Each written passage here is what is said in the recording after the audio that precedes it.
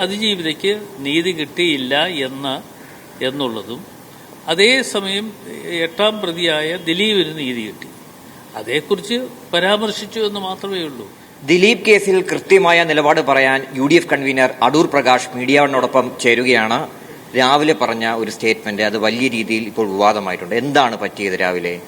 രാവിലെ ഞാൻ പറഞ്ഞ സ്റ്റേറ്റ്മെന്റ് മൊത്തത്തിൽ സംപ്രേഷണം ചെയ്യാതെ കുറേ ഭാഗങ്ങൾ മാത്രം എടുത്ത് സംപ്രേഷണം ചെയ്തു. കുറേ ഭാഗം ഞാൻ പറഞ്ഞ ഫുൾ ടെക്സ്റ്റ് സംപ്രേഷണം ചെയ്തിരുന്നെങ്കിൽ ഈ ഒരു ചർച്ച വരികയില്ല. അപ്പോൾ അതിന് പകരം ചില ചാനലുകൾ അതിന് തുടക്കം കുറിച്ചു.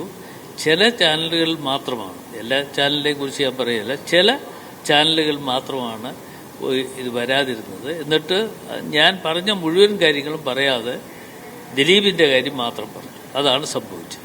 അതിജീവിതയ്ക്കൊപ്പം തന്നെയാണോ UDFും കോൺഗ്രസും അംഗം? UDF എപ്പോഴും അതിജീവിതയോടൊപ്പമാണ്. പക്ഷേ അതിജീവിതയ്ക്ക് നീതി കിട്ടിയില്ല എന്നുള്ളതും അതേസമയം എട്ടാം പ്രതിയായ ദിലീപിന് നീതി കിട്ടി. അതേക്കുറിച്ച് പരാമർശിച്ചു എന്ന് മാത്രമേ ഉള്ളൂ. അതിജീവിതയ്ക്ക് നീതി കിട്ടിയില്ല എന്നുള്ളതാണ് പറഞ്ഞിട്ടുള്ളത്. പക്ഷേ ഈ സർക്കാർ അപ്പീൽ പോകുന്ന കാര്യത്തിൽ അങ്ങൊരു കാര്യം പറഞ്ഞത് സർക്കാർ അപ്പീലോട്ട് ഒരു കാര്യമില്ല എന്നുള്ള കാര്യമാണ്. അതെ, സർക്കാരിന്റെ അപ്പീല് എന്ന് പറയുന്നത് ഞാനും പല രീതിയിലും പല കാര്യത്തിനും ഞാനും അനുഭവിച്ചിട്ടുള്ളതാണ്. ആരെക്കുറിച്ചും എന്തെങ്കിലും ഒരു കള്ളക്കേസ് ഉണ്ടാക്കിയെടുക്കുക, ഇതുമായിട്ട് ബന്ധപ്പെട്ടല്ല ഞാൻ പറയുന്നത്, കള്ളക്കേസ് ഉണ്ടാക്കിയെടുക്കാൻ വേണ്ടി ഏറ്റവും മുമ്പിൽ നിന്നുകൊണ്ട് ഇവർ നടത്തുന്ന പ്രവർത്തനം എന്ന് പറയുന്നത് എപ്പോഴും ഇത്തരത്തിലുള്ള ചില കാര്യങ്ങൾ നടത്തുക, എന്നിട്ട് അതിൽ ആനന്ദം കൊള്ളുക എന്നുള്ളതാണ്.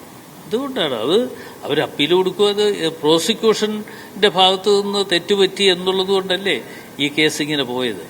അപ്പോൾ പ്രോസിക്യൂഷന്റെ ഭാഗത്തു നിന്ന് ചെയ്യേണ്ട കാര്യങ്ങൾ ചെയ്യാതിരുന്നിട്ട് അടുത്തത് ഞങ്ങൾ വീണ്ടും അപ്പീൽ പോകും എന്ന് പറയുന്നതിൽ അർത്ഥമില്ലല്ലോ. പ്രോസിക്യൂഷനല്ലേ ഇതൊക്കെ കാര്യങ്ങൾ നോക്കാൻ ഉള്ളത്. അതിജീവിതയ്ക്കൊപ്പം തന്നെയാണ്, ഒരു സംശയമില്ല. Camera person SN സനോഷിനോടൊപ്പം RB Sanu, media 1.